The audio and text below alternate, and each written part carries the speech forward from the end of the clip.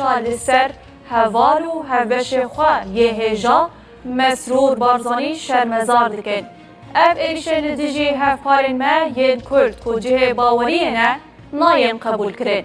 برا گوجی امریکا ایریشن لدیجی کردان که گفه لساقانگریا دوری جی دخون قبول ناکه. توم براک تکزی لسر پشتگیریا تمامی جه سرک وزیر عراق علی زیدی را کرد.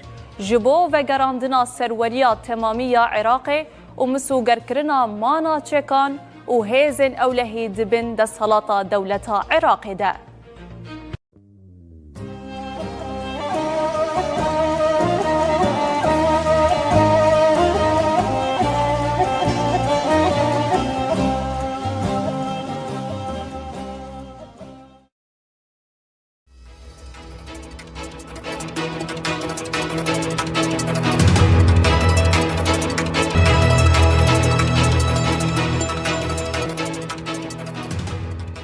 او ایریشا لسر هوال و هفبش خواه یه هجا مسرور بارزانی شرمزار دکن. اف ایریشن لدیجی هفپارن ما ین کرد که جه باوری نه ناین قبول کرن.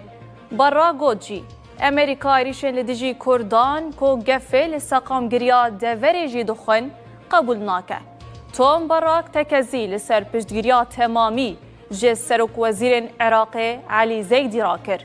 جبو و گراندنا سروریا تمامی یا عراق و مسوگر کرنا مانا چکان و هیزن اولهی دبن ده صلاة دولتا عراق ده.